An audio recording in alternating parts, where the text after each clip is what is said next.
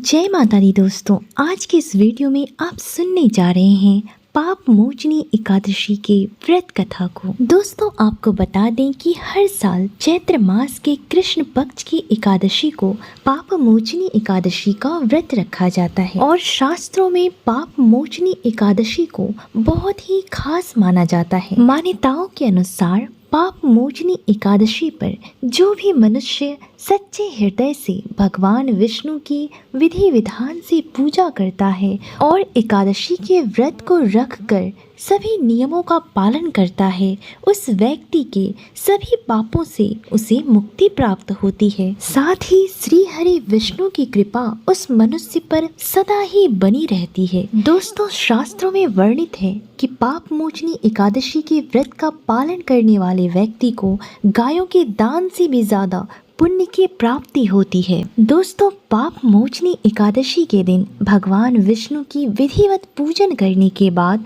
पाप मोचनी एकादशी के व्रत कथा को अवश्य ही पढ़ना या फिर किसी के मुख से सुनना चाहिए। माना जाता है कि एकादशी व्रत की कथा को सुनने मात्र से हजारों गायों के दान करने के समान पुण्य की प्राप्ति होती है। दोस्तों, अब आप सुने शास्त्रों में वर्णित पाप मोचनी एकादशी की व्रत कथा को। आप सभी भक्तजनों से मेरा अनुरोध है कि इस कथा को अंत तक जरूर सुने, तभी आपको आपके व्रत का पूर्ण फल प्राप्त होगा। और अगर मेरे द्वारा की गई व्याख्या आपको पसंद आए तो वीडियो को लाइक और शेयर जरूर करें। दोस्तों, पाप मोचनी एकादशी की व्रत कथा के अनुसार प्राचीन काल में एक चैत्रथ नामक वन था। उस वन में अप्सराएं वास किया करती थीं तथा उस वन में सदैव ही प्रत्येक तरह के पुष्प खिले रहते थे। उस जगह गंधर्व कन्याएं विहार किया करती थीं और उस वन में इंद्र अन्य देवताओं के साथ क्रीड़ा किया करते थे। उसी वन में मेधावी नामक एक शिव भक्त भगवान शिव की तपस्या में लीन रहा करते थे। एक दिन मंजू घोषा नामक एक अप्सरा ने जब मेधावी को तपस्या करते हुए देखा तो वे उन्हें देखते ही उन पर मोहित हो गई और ऋषि मेधावी को अपनी ओर आकर्षित करने के लिए तरह तरह के प्रयत्न करने लगी और मंजू घोषा के इस कार्य में कामदेव भी उनकी सहायता करने लगे। उस समय मेधावी मुनि भी युवा तथा हृष्टपुष्ट थे। उन्होंने यज्ञोपवीत तथा दंड धारण कर रखा था। वे दूसरे कामदेव के समान ही शोभा पा रहे थे। उस मुनि को देखकर कामदेव के वश में हुई मंजू घोषा ने धीरे धीरे मधुर वाणी से वीणा पर गाना गाना शुरू कर दिया।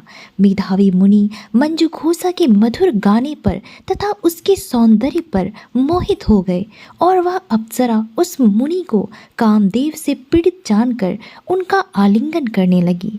वह मुनि भी उसके सौंदर्य पर मोहित होकर शिव रहस्य को भूल गए और काम के वशीभूत होकर उसके साथ रमण करने लगे। काम के वशीभूत होने के कारण उस मुनि को दिन रात्रि का कुछ भी ध्यान न रहा और बहुत समय तक वे रमण करते रहे। एक दिन मंजू घोषा उस मुनि से बोली कि हे मुनि, अब मुझे बहुत समय हो गया है, कृपा करके आप मुझे स्वर्ग जाने की आज्ञा दीजिए। उस अप्सरा के ऐसे वचनों को सुनकर मुनि बोले कि हे सुंदरी, तुम आज ही संध्या को तो आई हो, अभी प्रातः काल तक ठहरो। फिर मुनि के ऐसे वचनों को सुनकर अप्सरा उसके साथ रमण करने लगी और बहुत समय बिता दिया। फिर एक दिन उसने मुनि से कहा कि हे देव, अब आप मुझे कृपा करके स्वर्ग जाने की आज्ञा दीजिए। अप्सरा की बात सुनकर मुनि ने फिर से कहा कि हे सुंदरी, अभी तो कुछ भी समय नहीं हुआ है, अभी कुछ देर ठहर जाओ। इस पर वह अप्सरा बोली कि हे मुनि, आपकी रात्रि तो बहुत लंबी है, अब आप ही सोचिए कि मुझे आपके पास आए कितना समय हो गया है। उस अप्सरा के वचनों को सुनकर मुनि को ज्ञान प्राप्त हुआ और उसने समय का विचार किया तो उसे प्रमाण मिला कि उसने उस अप्सरा के साथ 57 साल का समय व्यतीत कर दिया और इस तरह से भोग विलास में अपने 57 साल व्यतीत कर देने के कारण उस मुनि को बहुत ही अधिक क्रोध आया। वे मुनि उस अप्सरा को काल का रूप समझने लगे और महान क्रोधित होते हुए उस अप्सरा की ओर देखने लगे। उनके अधर कांपने लगे और इंद्रियां व्याकुल हो उठी। तब मुनि उस अप्सरा से बोले, मेरे तप को नष्ट करने वाली, तू अब मेरे श्राप से पिशाचिनी हो जा। तू महान पापिन और दुराचारिणी है, तुझे धिक्कार है। उस मुनि के क्रोध युक्त श्राप से वह अप्सरा पिशाचिनी हो गई और दुखी मन से मुनि से बोली कि हे मुनि, विद्वानों ने कहा है साधुओं की संगत में रहने से अच्छा फल प्राप्त होता है। मेरे तो आपके साथ कई वर्ष व्यतीत हुए हैं। कृपा कर आप क्रोध को त्याग दीजिए और मुझ पर प्रसन्न हो जाइए। तब मुनि को कुछ शांति प्राप्त हुई और वे उस पिशाचिनी से बोले कि तूने मेरा बड़ा बुरा किया है, परंतु फिर भी मैं श्राप से छूटने का तुम्हें उपाय बतलाता हूँ। चैत्र माह के कृष्ण पक्ष की जो एकादशी है उसका नाम पाप मोचनी एकादशी है। उस एकादशी का व्रत करने से तो पिशाचिनी की देह से छूट जाएगी। और इस प्रकार मुनि ने उसको समस्त विधि बतला दी और अपने पापों के प्रायश्चित के लिए अपने पिता च्यवन ऋषि के पास गए। च्यवन ऋषि ने जब अपने पुत्र मेधावी को देखा तो उसे देखकर बोले कि पुत्र, तूने क्या किया जो तेरे समस्त तप नष्ट हो गए। तब मेधावी ने अपना सिर झुकाकर कहा कि पिताजी, मैंने एक अप्सरा के साथ रमण करके बहुत बड़ा पाप किया है। अब आप ही कृपा करके इस पाप से छूटने का उपाय बतलाइए।